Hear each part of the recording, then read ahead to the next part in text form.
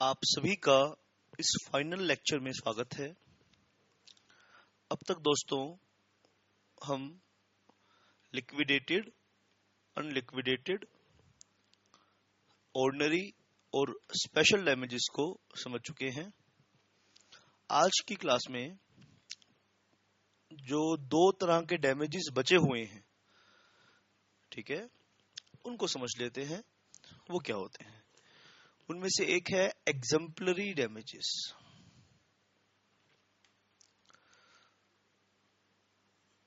और दूसरा है एग्जम्पलरी के कई सारे नाम हैं, कई तरह से इसको हम बोलते हैं। पहले इसको समझ लीजिए क्या है।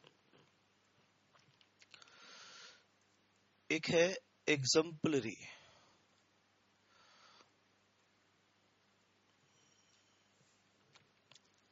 डैमेजेस, हम इसको समझेंगे पहले ये क्या है, और दूसरा हमने करना है नॉमिनल डैमेजेस। एक बात मैं आप सभी बच्चों को बड़े प्यार से समझा दूं, don't confuse nominal damages with, शाबाश बेटा, ये बात मैं समझा देता हूं आपको, मैं आपको बड़े प्यार से समझा रहा हूं, आप मेरी बात बड़े प्यार से याद रख लो। शाबाश बेटा। नेवर कंफ्यूज, बच्चे अक्सर गलती करते हैं, मैं पेपर चेक करता हूं बेटा। नेवर कंफ्यूज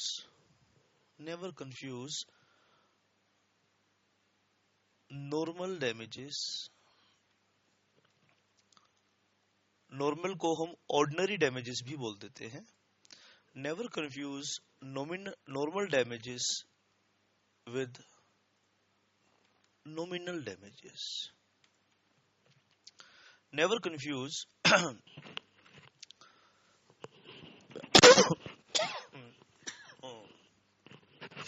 never confuse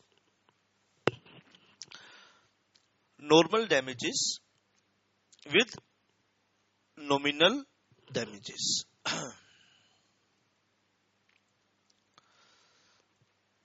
ये बात आपको याद रखनी है। नॉर्मल डैमेजेस को हम ऑर्डिनरी डैमेजेस भी बोल देते हैं, ठीक है सर। आइए वापस आ जाते हैं। एग्जाम्पलरी डैमेजेस हमें करने हैं, तो डाउट्स वगैरह आपके, आप व्हाट्सएप वगैरह कर सकते हैं। जो बच्चे व्हाट्सएप करते हैं वो जानते हैं कि मैं कितनी शिद्दत से उनके व्हाट्सएप्स का जवाब देता हूं। कई बार नहीं भी दे पाता हूं, बहुत कम ऐसा होता है कि आपके व्हाट्सएप्स का जवाब नहीं दे पाता बेटा, बिजी शेड्यूल होता है, सांस लेने की फुर्सत भी कभी नहीं मिलती। तो जिस दिन सांस लेने की फुर्सत नहीं मिलती ना बेटा, जिस दिन आपके व्हाट्सएप का जवाब नहीं मिलता, तो समझ जाया करो कि सर बिजी है बहुत, वो भी इंसान है, ठीक है। अब जो इंडियन कॉन्ट्रैक्ट एक्ट है, ये सिविल पीस ऑफ लेजिस्लेशन है, और सिविल पीस में सिविल और क्रिमिनल लॉ में क्या डिफरेंस है, सब बच्चे बहुत प्यार से मेरी बात को सुनेंगे।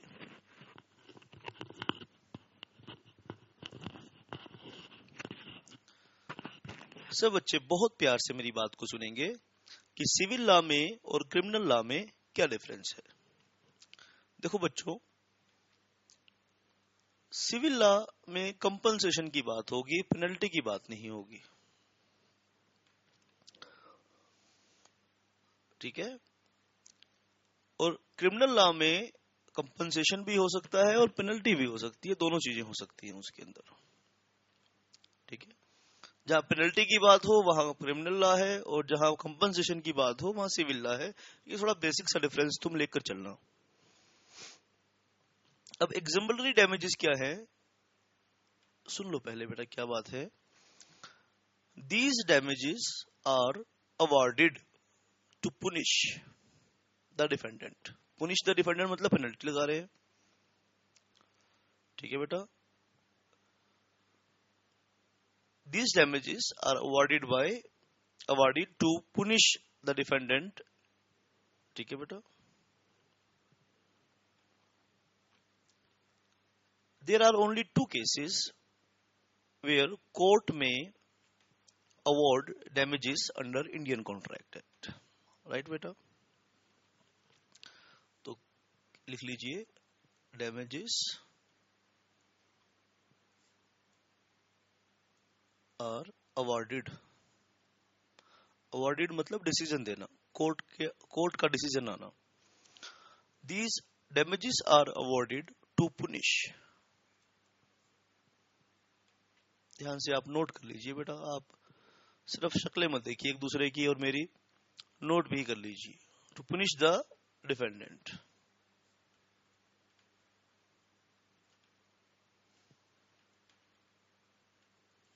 शाबाश बेटा। नॉर्मली ऐसा नहीं होता है, इंडियन कॉन्ट्रैक्ट एक्ट क्योंकि सिविल लॉ है इसलिए ऐसा नहीं होता। तो नोट कर लीजिए, देयर आर ओनली 2 circumstances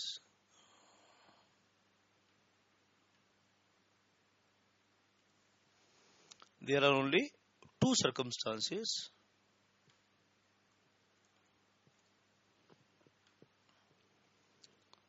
आप चीज को ध्यान से सुनेंगे। नंबर फर्स्ट है, शाबाश, अब ये जो दोनों चीजें आप पढ़ने वाले हैं, इन दोनों चीजों में एक बात कॉमन है। 2 पॉइंट मैं बताऊंगा, दोनों का एक पॉइंट याद रखना। दोनों में पार्टी की गुडविल खत्म होती है। आप मेरे साथ एक ट्रांजैक्शन में मेरा लॉस कर दो, चलेगा, कोई बात नहीं। 10 ट्रांजैक्शन में पैसा कमाया है, एक में लॉस हो गया, सह लेंगे उसको। लेकिन अगर आपने मेरी की हुई मेहनत, सालों की मेरी मेहनत को ही खराब कर दिया, यानी फ्यूचर में आने वाली सभी ट्रांजैक्शंस के स्कोप को तुमने कम कर दिया, यानी तुमने मेरी साख पे बट्टा लगा दिया। बोलते ना, तूने मेरी साख पे बट्टा लगा दिया। तूने गुडविल को खराब कर दिया। साख मतलब गुडविल। तूने गुडविल को खराब कर दिया भाई। तो जब गुडविल का सवाल आए ना, तो एक ट्रांजैक्शन के लॉस को नहीं देखा जाएगा बेटा। आप एक ट्रांजैक्शन को ब्रीच करके अगर आप उस पार्टी की गुडविल खराब कर देते हैं और आने वाले सालों में उसका इफेक्ट उसकी प्रॉफिटेबिलिटी पर मिलता है, उसके मुनाफे पे मिलता है उसका इफेक्ट बेटा, तो हम बोलते हैं कि इसके लिए तो पेनल्टी भी लगनी चाहिए भाई। शाबाश। तो 2 सिचुएशन कौन सी है? Breach of promise, breach of promise. अब दोनों कामों में एक चीज कॉमन है कि गुडविल खराब हो रही है। आप सोचो, किसी की शादी हो और वो बेचारा घोड़ी पे बैठ के अपना जुलूस निकलवाता हुआ बाजारों से, गलियों से जा रहा हो, और एक बंच ऑफ क्राउड ऐसे नाच रहा है उसके आगे पीछे जैसे आगरा के पागल छोड़ दिए हैं सड़कों पर, पटाखे फोड़ रहे हैं, बैंड बाजे बजा रहे हैं, जैसे जादूगर लंबे लंबे बाने पहनता है ऐसी शेरवानी पहन के।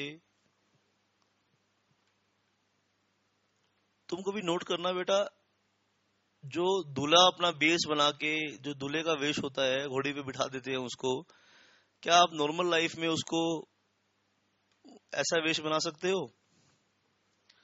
वो एबनॉर्मल टाइप का वेश बना के उसको ऊपर बिठा देते हैं घोड़े पे, फिर बोलते हैं जुलूस निकालते हैं उसका,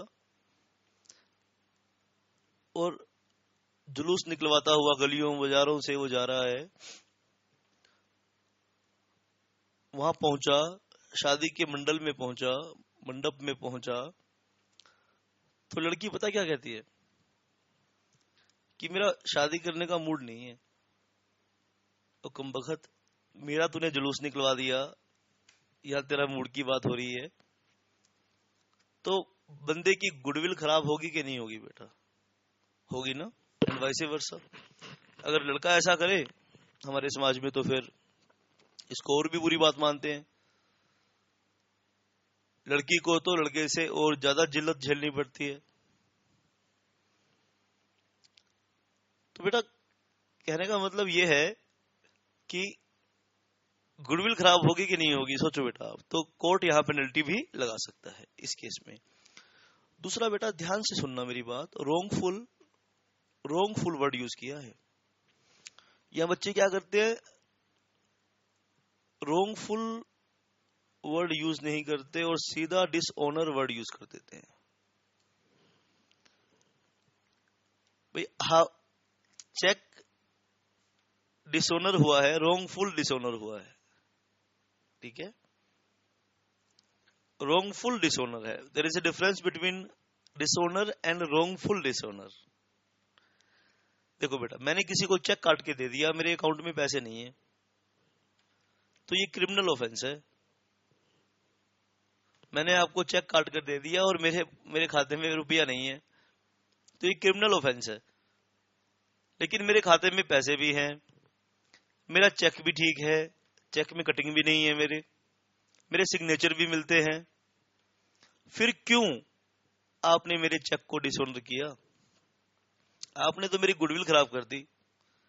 मार्केट में एक खबर, अच्छा आदमी की अच्छाई बड़े आराम आराम से चलती है, लेकिन बुराई तो जंगल की आग की तरह फैलती है। आप 10 अच्छे काम करो, लोग धीरे धीरे जानेंगे कि ये अच्छा आदमी है। आप एक कोई कांड कर दो, सारी दुनिया जान जाएगी कि आप क्या चीज हो। तो अच्छाई तो धीरे धीरे चलती है, लेकिन बुराई की स्पीड बड़ी फास्ट है। मार्केट में खबर फैल गई जी, बड़ा लाला बना फिरता है, पल्ले तो इसके 500 रुपए भी नहीं है, बैंक का 500 रुपए का चेक डिसऑनर हो गया। यहाँ पे बड़ा इंटरेस्टिंग एक बात है, आप ध्यान देना बच्चों, ध्यान से। चेक का अमाउंट जितना छोटा होगा, पेनल्टी का अमाउंट उतना बड़ा होगा, कंपनसेशन का अमाउंट उतना बड़ा होगा। रोंगफुल डिसऑनर ऑफ चेक। शाबाश बेटा। चेक कैसा होना चाहिए? जो बैंकर ने इशू किया हो, check by a banker.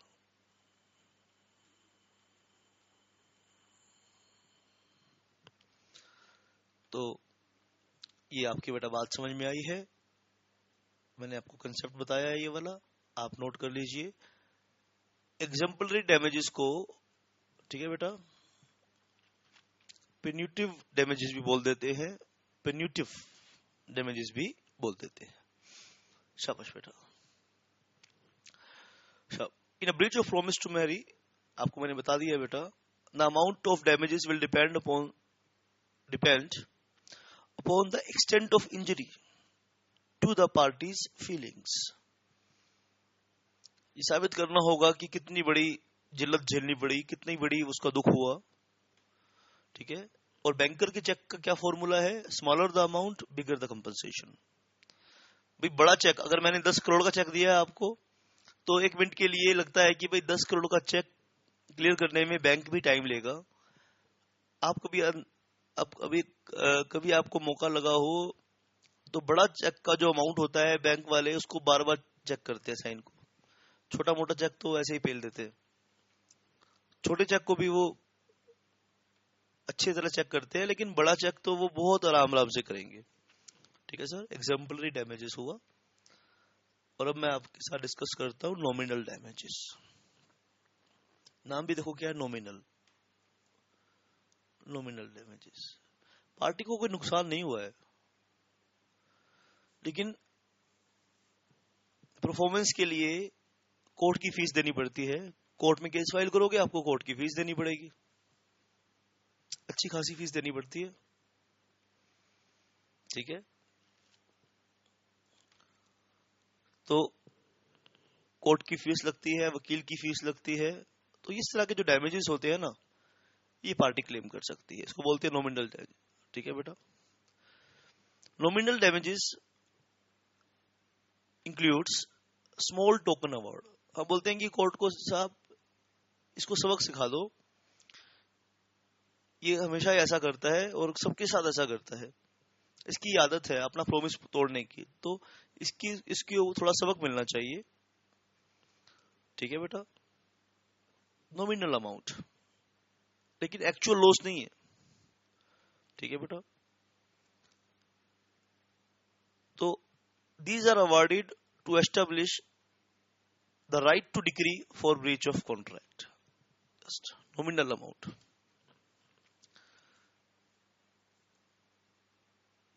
Consist of small token award. शाबाश। तो नॉमिनल डैमेजेस मतलब नाम मात्र का कंपनसेशन, और ज्यादा कुछ इसमें है नहीं सिखाने को, बस। There is no actual loss, एक बात और, there is no actual loss. और फॉर्मूला हमने क्या पढ़ा था? No loss no damage, there is no actual loss. Formula हमारा क्या था? No loss no damage, damages could be claimed only in the event of loss। एक सवाल है, उसका जवाब आपने देना है, बड़ा इंटरेस्टिंग क्वेश्चन है एक, ठीक है। बहुत प्यार से आपने नोट करना है, क्वेश्चन नोट कर लीजिए पहले। Can parties fix a penalty,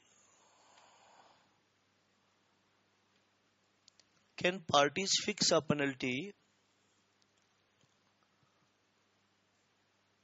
to ensure performance of contract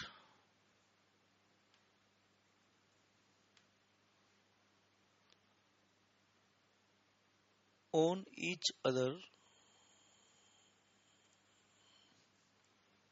with mutual consent?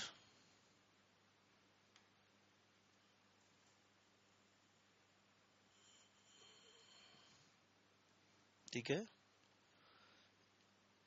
एक और क्वेश्चन आता है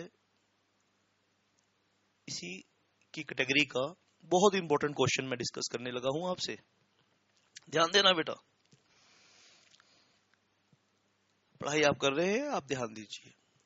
तो क्वेश्चन क्या है, फर्क आपने बताना है, लिक्विडेटेड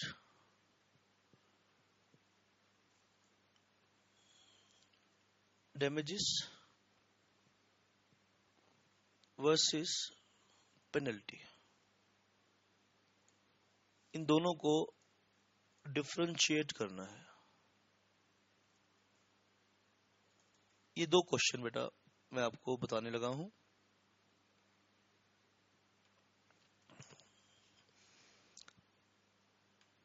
पहले पेनल्टी सुन लो, क्या है पेनल्टी।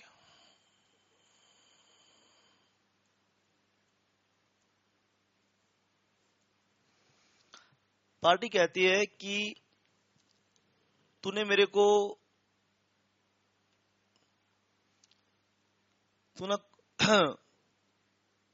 मेरे को परफॉर्मेंस नहीं दी, तो मैं तेरे पे इतनी पेनल्टी लगाऊंगा, और मैंने तेरे को परफॉर्मेंस नहीं दी तो तू मेरे को इतनी पेनल्टी लगाई हो।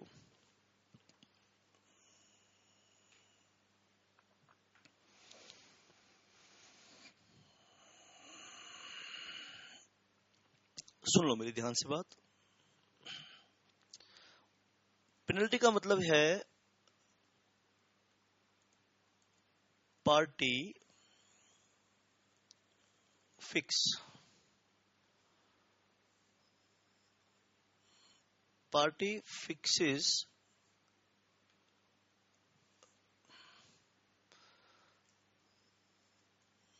parties fix an amount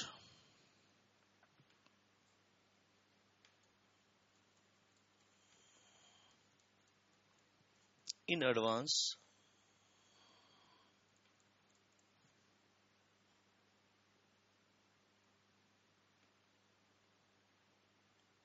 an amount of compensation,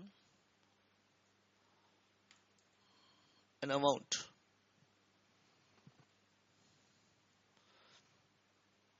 as penalty।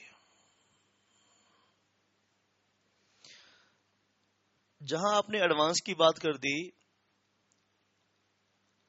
तो एक सवाल मन में फिर हमारे आया, बताइए sir, then what is liquidated damages? Then what is liquidated damages? वो भी तो ऐसा था, लिक्विडेटेड डैमेजेस में भी तो हम एडवांस में फिक्स कर रहे थे कि अगर नुकसान हुआ तो इतना अमाउंट कंपनसेशन के तौर पे देना होगा।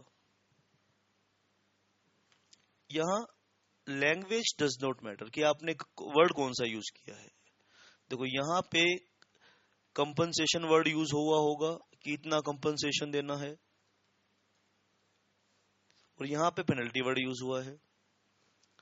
तो ध्यान देना, language does not matter, language does not matter कि आपने क्या वर्ड यूज किया है।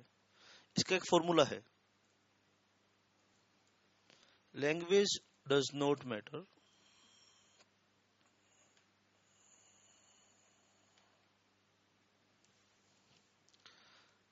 अब ध्यान से मेरी बात सुनना, whether amount is liquidated or penalty, there is a formula। ध्यान से सुनना बेटा, एक फॉर्मूला है यहाँ पर कि आपको ये डिसाइड करना है कि पेनल्टी है या फॉर्मूला। सर ऐसा हम क्यों कर रहे हैं, इसके पीछे एक कारण है बेटा, पहले रीजन सुन लो, लॉजिक क्या है वो लॉजिक सुन लो बेटा। इन इंडिया, इंडिया की बात कर रहे हैं हम, बाहर की बात नहीं कर रहे हैं। इन इंडिया, बाहर कई देशों में ऐसा है कि पेनल्टी लगा सकती है party. In India parties to contract cannot parties to contract cannot fix penalty on each other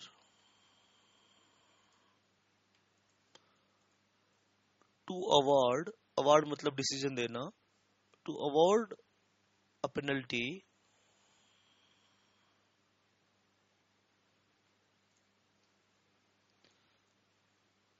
is a task of court।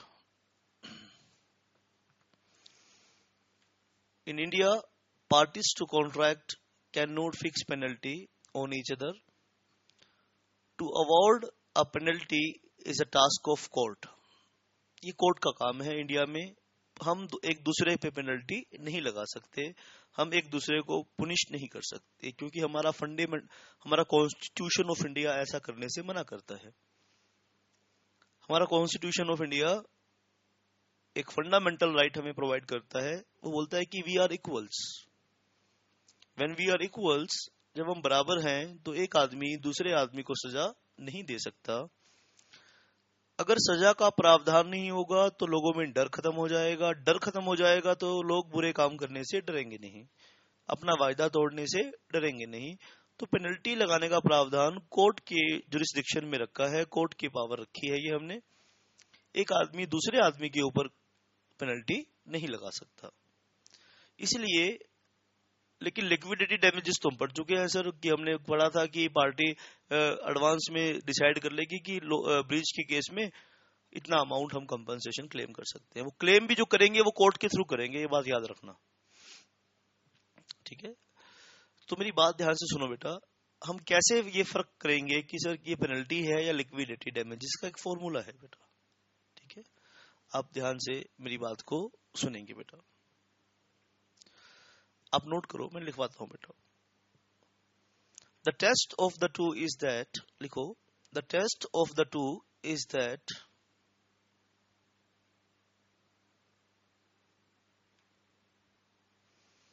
the test of the two is that where the amount fixed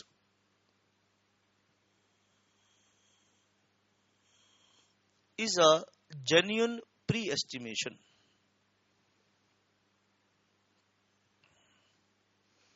if the amount fixed is genuine pre-estimation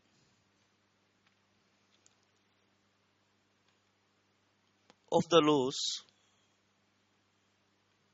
in case of breach, I repeat my sentence, please write better.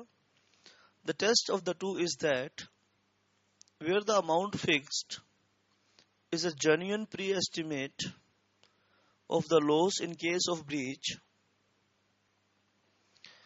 it is liquidated damages. It is liquidated damages and will be allowed.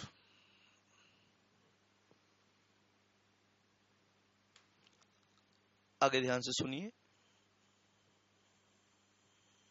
शाबाश.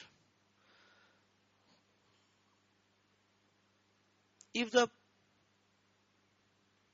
pre-estimate is not proportionate to the loss, if the pre-estimation is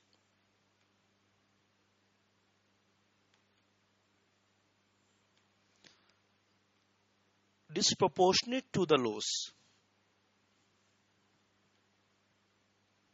then it is a penalty. तो pre estimation को हमने समझना है. Pre estimation क्या है? मतलब आप एडवांस में फिक्स कर रहे हो कि इतना अमाउंट पार्टी क्लेम कर सकती है. प्री एस्टिमेशन दो तरह का मैं आपको समझा रहा हूं, आप ध्यान से सुनना. या तो ये प्रोपोर्शनेट है,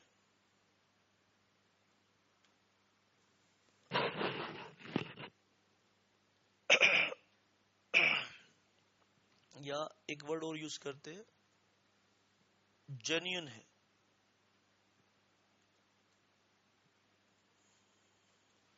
नॉन जेन्युइन है. मतलब 500 रुपए का लॉस है तो लगभग 500 रुपए हमने फिक्स किया है. 500 रुपए का लॉस हुआ है और कंपनसेशन फिक्स किया है 5000. तो बताओ जेन्युइन फर्स्ट केस में है कि सेकंड केस में है? ठीक है, अगर ये जेन्युइन है तो इसको बोलेंगे लिक्विडेटेड डैमेजेस. ठीक है बेटा, आप पहचान सकते हो, आपने देखना है प्रोपोर्शनेट है या जेन्युइन है या अनजेन्युइन है, नॉन जेन्युइन है. अगर ये नॉन जेन्युइन है तो इसको पेनल्टी बोलेंगे.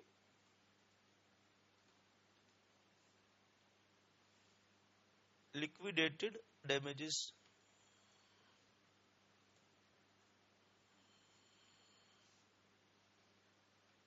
parties can fix but not penalty. Party liquidated damages तो फिक्स कर सकती है लेकिन पेनल्टी फिक्स नहीं कर सकती, क्योंकि हमारे देश का कानून ऐसा करने से रोकता है. शाबाश बेटा. तो आइए आज की क्लास को एक बार हम रिवाइज करेंगे. अब ये हमारे सारे डैमेजेस खत्म हुए हैं. अब दो तीन कंसेप्ट और बचे हैं. एक तो बचा है बेटा थोड़ा सा बस स्पेसिफिक परफॉर्मेंस बताना है. शाबाश बेटा. और इंजंक्शन बताना है. इंजंक्शन बताना है और स्पेसिफिक परफॉर्मेंस बताना है. दो चीजें आपको और बतानी है बेटा. शाबाश बेटा. एग्जाम्पलरी डैमेजेस क्या होते हैं? Punitive damages are awarded to punish the defendant. ठीक है, लेकिन सिर्फ दो ही सर्कमस्टांसेस हैं, breach of promise to marry, breach of promise to marry, और दूसरा है wrongful dishonour of cheque by a banker.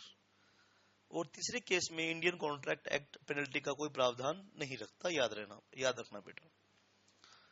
और दूसरा है, आपने नॉर्मल डैमेजेस को नॉमिनल डैमेजेस से कंफ्यूज नहीं करना है.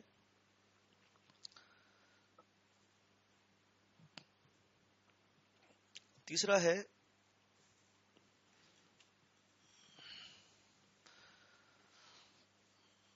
नॉमिनल डैमेजेस क्या होते हैं? Consist of small token award, नाम मात्र का कंपनसेशन, क्योंकि वहां एक्चुअल लॉस हुआ ही नहीं, और एक्चुअल लॉस नहीं है तो आप क्लेम भी नहीं कर सकते हो। फिर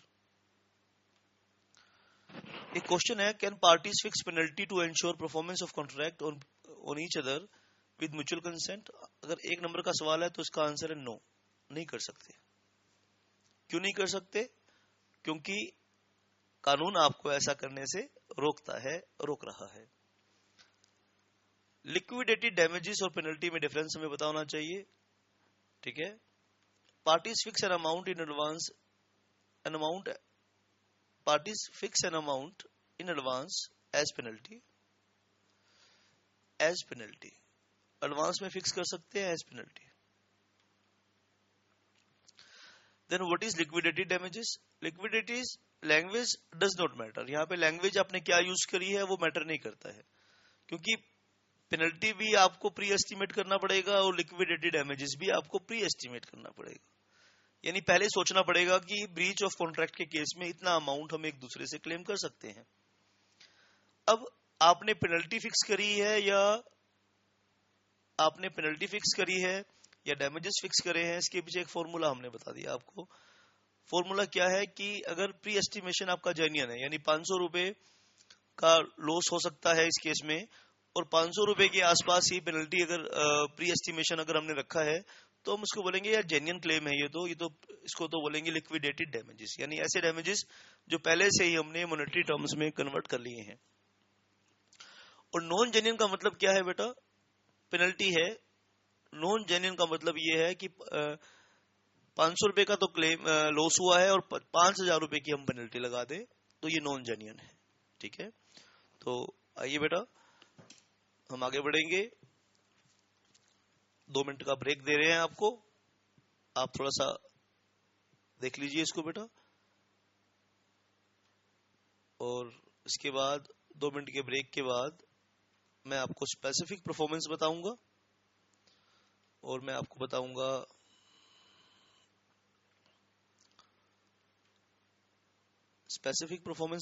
और मैं आपको बताऊंगा इसमें इंजंक्शन के बारे में थोड़ा सा और डिटेल में बताऊंगा। शाबाश। 2 मिनट का आप ब्रेक रखें।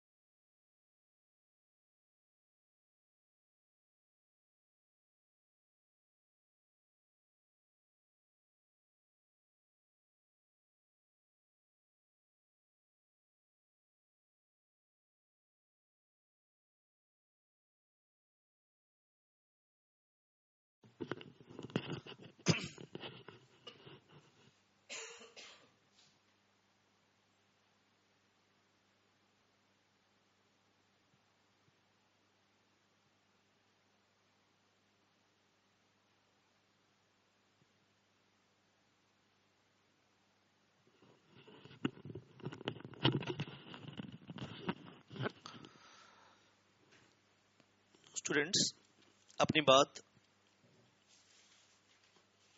हम करते हैं। आइए स्टार्ट करते हैं बात। ये लास्ट टॉपिक है इसका, ब्रीच ऑफ कॉन्ट्रैक्ट का। देखो बेटा, कॉन्ट्रैक्ट है, कॉन्ट्रैक्ट में एग्रीमेंट है,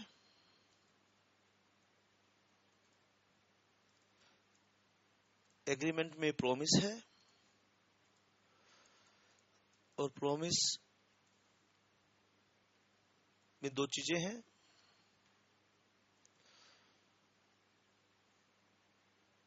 या तो टू डू समथिंग या तो टू डू समथिंग, या है नॉट टू डू समथिंग। ठीक है, टू डू समथिंग में दो बातें हैं,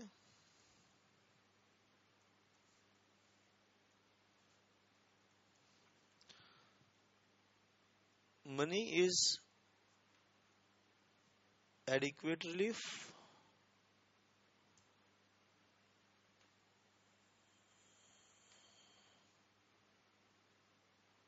money is adequate relief, money is not adequate। इसमें भी दो बातें हैं बेटा, मनी इज adequate relief,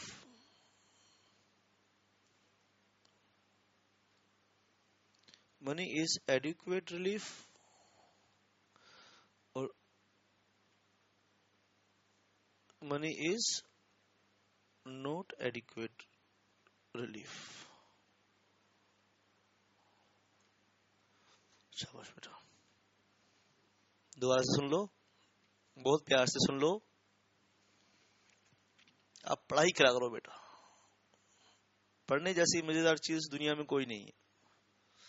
देखो बेटा, कॉन्ट्रैक्ट में एग्रीमेंट है, एग्रीमेंट में प्रॉमिस है, प्रॉमिस में या तो कोई काम करना होगा या कोई काम नहीं करना होगा, to do something, not to do something. और टू डू समथिंग है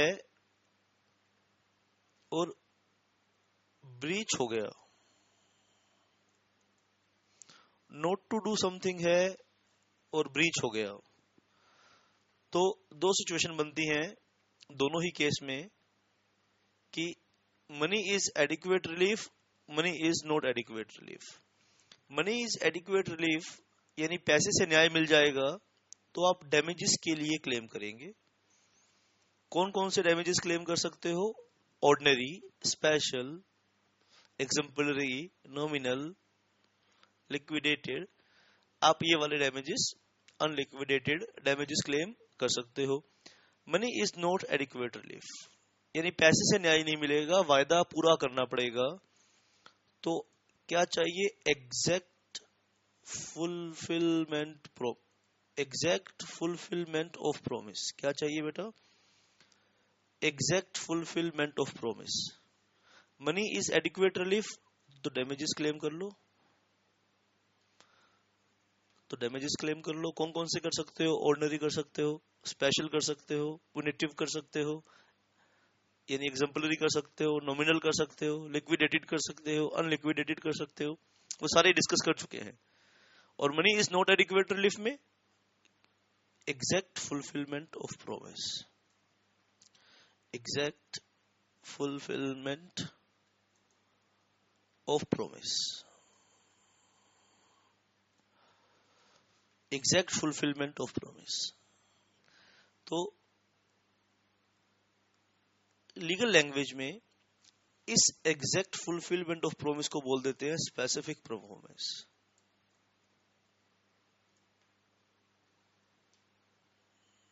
ठीक है, और इसको बोल देते हैं इंजंक्शन।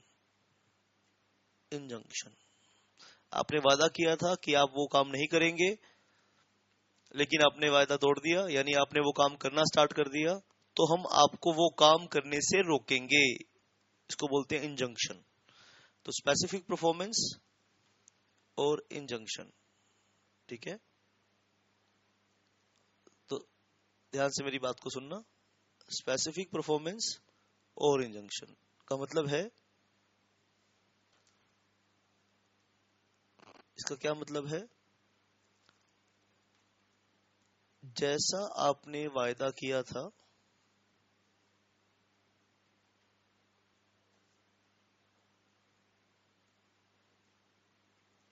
ठीक वैसे ही आपको पूरा करना होगा।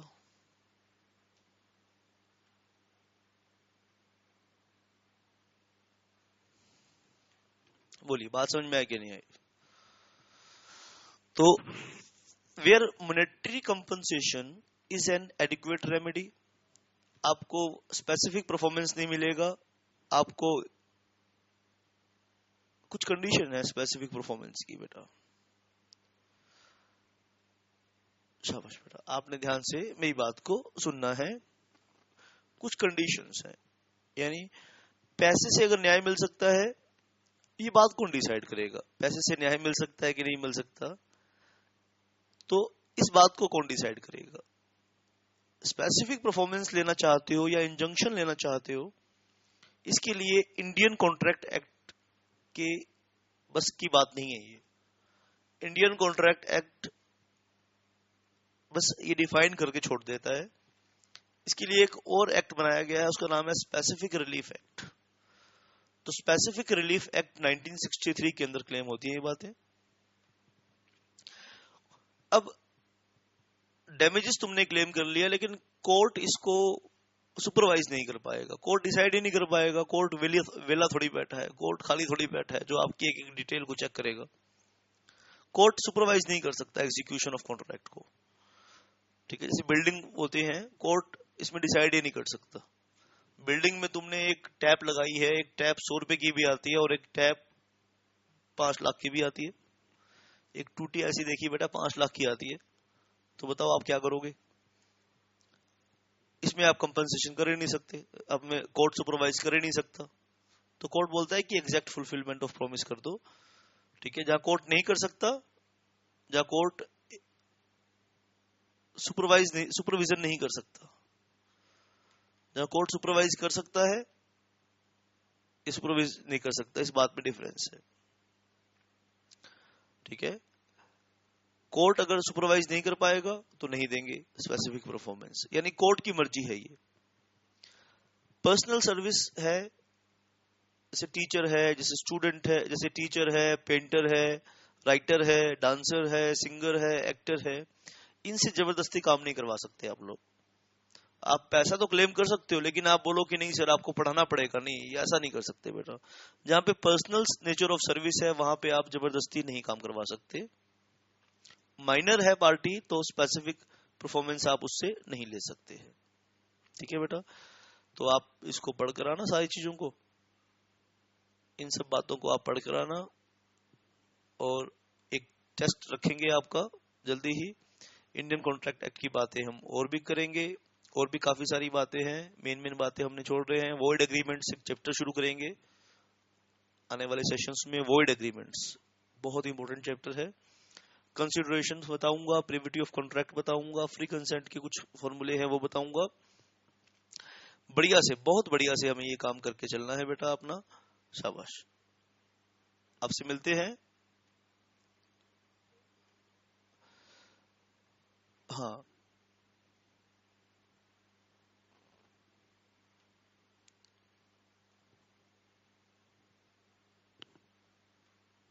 अच्छा, चलिए। जब हम आपसे मिलते हैं बेटा अपनी क्लासेस के थ्रू, आपके और हमारे बीच में एक रिलेशनशिप एस्टेब्लिश जो ये हो रहा है, आपने इसको नर्चर करना है। नर्चर करना समझते हो? नर्चर करना क्या होता है? नहीं समझते? हाँ,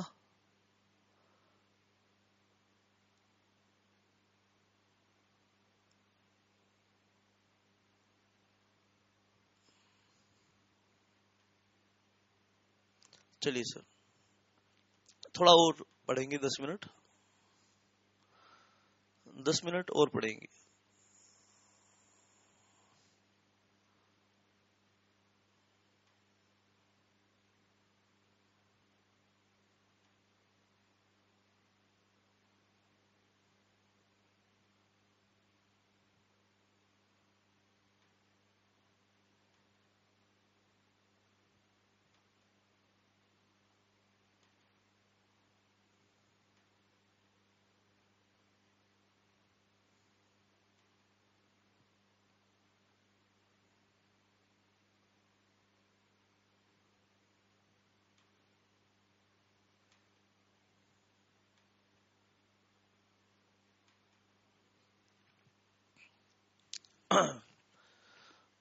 भैया ऐसे मत करिए, पीछे रख दीजिए इसको, पीछे रख दो इसको, ऐसे करने से डिस्टरबेंस क्रिएट होगी मुझे।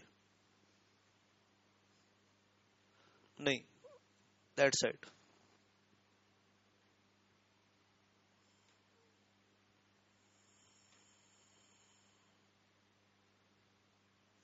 चलिए सर,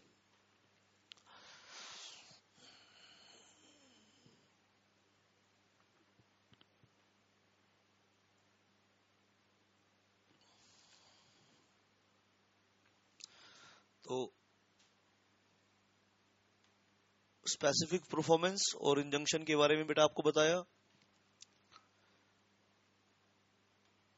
आपने नॉर्मल डैमेजेस को और नॉमिनल को कंफ्यूज नहीं करना है आपस में। नॉमिनल डैमेजेस मतलब नाम मात्र का कंपनसेशन, जो पार्टी को सिर्फ खर्चे पानी वगैरह हमने लिए हैं, उससे उससे हमने लॉस की रिकवरी नहीं करी, क्योंकि लॉस हुआ ही नहीं।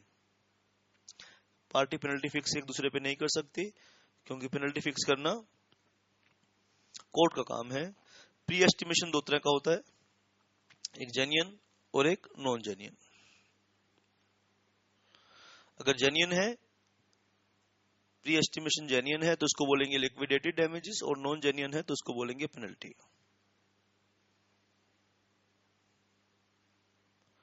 शाबाश बेटा। चलिए,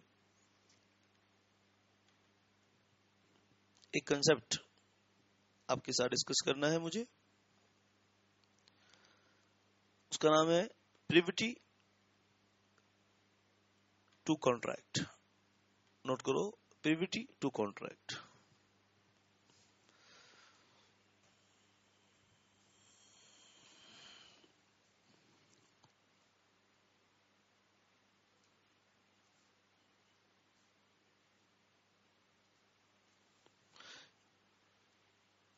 इसको आप ऐसे पढ़ोगे,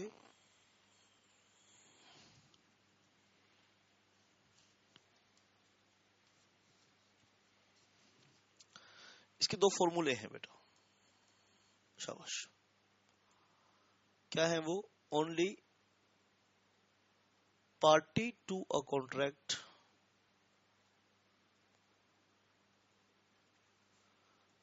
can sue party to contract.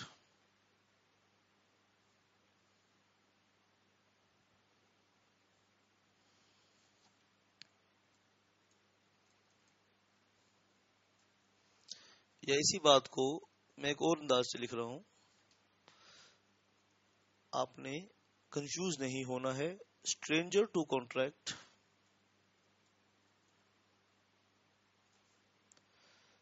Can not sue party to contract.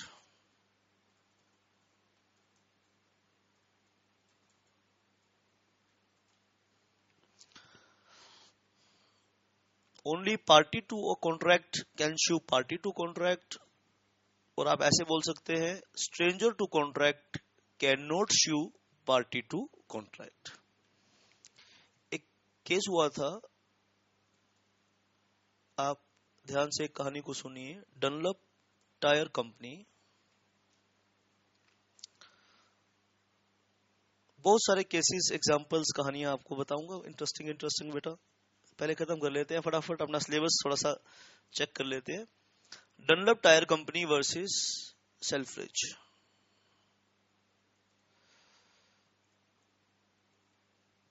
Selfridge. क्या हुआ था इस केस में बेटा?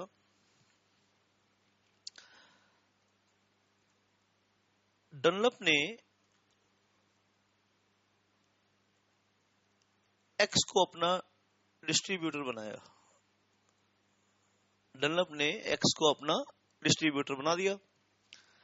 एक्स के ऊपर उसने कंडीशन लगाई कि हमारी प्राइस लिस्ट से नीचे तू माल नहीं बेचेगा, और ना वो बेचेगा जो तुम्हारा रिटेलर होगा, ना जिसको तुम रिटेल पे बेचने के लिए माल दोगे, ना तो तुम प्राइस लिस्ट से बेचोगे, नीचे बेचोगे, ना रिटेलर को बेचोगे। एक्स ने क्या किया?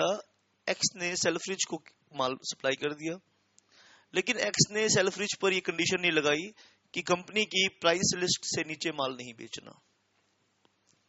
एस पर यह कंडीशन नहीं लगाई। अब एस ने क्या किया? जो प्राइस लिस्ट थी डनलप टायर कंपनी की, उससे नीचे माल बेचना शुरू कर दिया। ये बात जब डनलप को पता चली, डनलप टायर कंपनी को पता चली, तो उसने केस फाइल कर दिया सेल्फ्रिज पर, और केस का नाम पड़ा Dunlop tyre company versus Selfridge. कहानी दोबारा से सुन लो। कहानी क्या थी? दोबारा से सुन लो। ये ऊपर जो लिखा है वो रिजल्ट था। इस केस का रिजल्ट आपने ऊपर लिख दिया है। कोर्ट ने ये फैसला सुनाया था, और कोर्ट के फैसले को हमने दो तरह की लैंग्वेज में, पॉजिटिव लैंग्वेज में और नेगेटिव लैंग्वेज में कन्वर्ट कर दिया है आपको समझाने के लिए। ठीक है, आप ध्यान से सुन लीजिए इस बात को कि शाबाश, ध्यान से आप सुन लीजिए इस बात को। डनलप टायर कंपनी है, एक्स को डिस्ट्रीब्यूटर बना रही है, एक्स के ऊपर शर्त लगा रही है कि वो प्राइस लिस्ट से नीचे माल रिटेल में नहीं बेचेगा, और ना ही उसका कोई रिटेलर, ना तो एक्स रिटेल में जब माल बेचेगा तो प्राइस लिस्ट से नीचे बेचेगा, ना ही कोई रिटेलर प्राइस लिस्ट से नीचे माल बेचेगा। एक्स ने माल एस को सप्लाई कर दिया।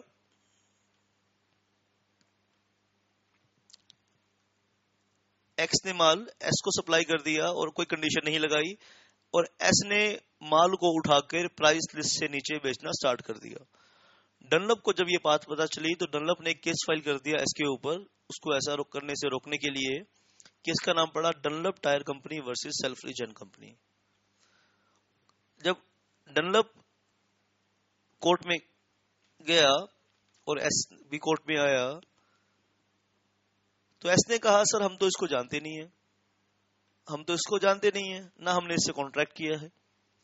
कोर्ट ने कहा डनलप और एस के बीच में कोई कॉन्ट्रैक्ट ही नहीं है। बोलते नहीं सर हमारे बीच में तो कोई कॉन्ट्रैक्ट ही नहीं है, मैं तो उनको जानता ही नहीं कि कौन है ये, तो मैंने तो माल एक्स से लिया है और एक्स ने मेरे ऊपर कोई कंडीशन नहीं लगाई। मैंने माल एक्स से लिया है और एक्स ने मेरे ऊपर कोई कंडीशन नहीं लगाई, कोई मेरे पे शर्त नहीं लगाई। तो आप बताइए कि मैं इनकी शर्त को क्यों मानूं जब मैंने इसी कॉन्ट्रैक्ट ही नहीं किया। कोर्ट ने कहा सही बात है बेटा। कोर्ट ने फैसला सुना दिया कि party to contract can sue party to contract. Only party to contract, मेरे पीछे बोलो शाबाश बच्चे, only party to contract can sue party to contract. या आप इस बात को ऐसे भी बोल सकते हैं, stranger to contract can not sue party to contract. Only party to contract can sue party to contract. फैसला किसका था? Dunlop tyre company versus Selfridge and company का था। ठीक है बेटा।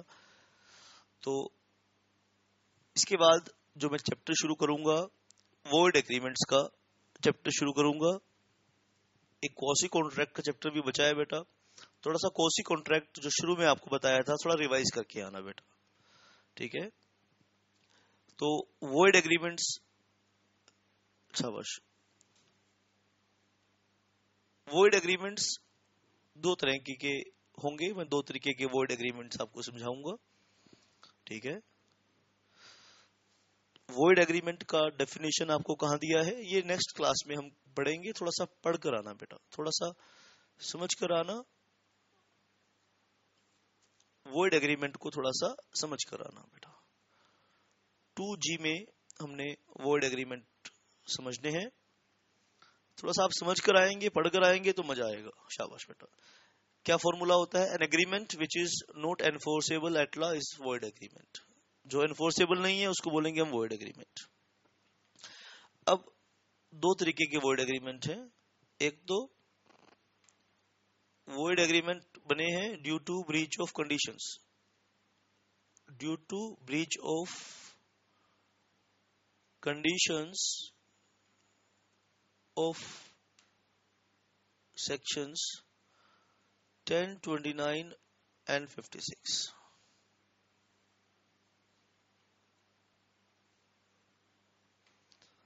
और दूसरे बने हैं बेटा जो एक्सप्रेसली वॉइड एग्रीमेंट्स है, एक्सप्रेसली वॉइड एग्रीमेंट्स है, यानी जिनको कोर्ट ने कहा है कि ये एग्रीमेंट वॉइड होंगे, ऐसे एग्रीमेंट हो नहीं सकते। ठीक है, शाबाश। तो वॉइड एग्रीमेंट्स कोर्ट ने बताया, सेक्शन 11 बताया बेटा, आपको याद होगा कि जहां कैपेसिटी नहीं है वहां वॉइड एग्रीमेंट्स हैं, जहां पे म्यूचुअल कंसेंट नहीं है, सेक्शन 20 अभी पढ़ना है आपने, वो मैंने पढ़ाया नहीं है। ठीक है, तो क्या पढ़ेंगे, an agreement of which consideration और ऑब्जेक्ट इज अनलॉफुल, सेक्शन 23 इसमें पढ़ेंगे बेटा। सेक्शन 20 बताऊंगा, 23 बताऊंगा, जहां पे कंसिडरेशन और ऑब्जेक्ट अनलॉफुल है वो एग्रीमेंट वॉइड होगा। ठीक है बेटा, शाबाश। सेक्शन 24 पढ़ेंगे बेटा, लीगल और इलीगल पर सेक्शन 23 पढ़ेंगे, 24 पढ़ेंगे। और कंसिडरेशन नहीं है, no consideration no contract, section consideration वाला कंसेप्ट भी बेटा मैंने आपको बताना है, नो कंसिडरेशन नो कॉन्ट्रैक्ट। ठीक है, एग्रीमेंट रिस्ट्रेंट ऑफ मैरिज, 3 तरह की रिस्ट्रेंट है। ठीक है, आपने को मैं बताऊंगा बेटा, एम मैरिज, ट्रेड और लिटिगेशन, इन तीनों पे पाबंदी लगाओगे सेक्शन 26, 27 और 28 में। ये आपको मैं बताऊंगा कल की क्लास में डिटेल में, 26, 27 और 28 सेक्शन ये बताऊंगा, आप याद करके आना बेटा। यानी आप किसी को शादी करने से रोक नहीं सकते, आप किसी को व्यापार करने से रोक नहीं सकते, और अगर आप कोई केस कोर्ट में जाना चाहता है तो आप जबरदस्ती उसको एग्रीमेंट करके रोक नहीं सकते। सेक्शन 29 बताया था बेटा आपको, जहां क्लियर चीजें नहीं है, जहां एग्रीमेंट क्लियर नहीं है, जहां कंफ्यूजन है, वो एग्रीमेंट वर्ड होता है। वेजर, जुआ खेलना, सट्टा खेलना, बैटिंग करना, वर्ड होता है, wager is word, very important बेटा, वेजर सेक्शन 30 याद रखना बेटा। ठीक है, agreement to agree in future is word agreement, future में एग्रीमेंट हम करेंगे, कोई एग्रीमेंट नहीं होता। और अगर कोई आप इम्पॉसिबल चीज करने की कोशिश कर रहे हो तो सेक्शन 56 पैरा 1 कहता है कि वो वर्ड एग्रीमेंट होगा। तो बेटा ये सब बातें कल की क्लास में हम डिस्कस करेंगे। कॉन्ट्रैक्ट, शाबाश बेटा। तो कैसे कॉन्ट्रैक्ट कि इस कंसेप्ट में वॉइड एग्रीमेंट वाला कंसेप्ट हमने डिस्कस करना है। एग्रीमेंट अगर एग्रीमेंट 10, 29, 56 को पूरा कर दे तो वो कॉन्ट्रैक्ट बन जाता था, अगर फेल हो जाएगा तो वॉइड एग्रीमेंट हो जाएगा। ठीक है बेटा, शाबाश। That's it for this session, मिलते हैं बेटा, कल मिलते हैं, शाबाश।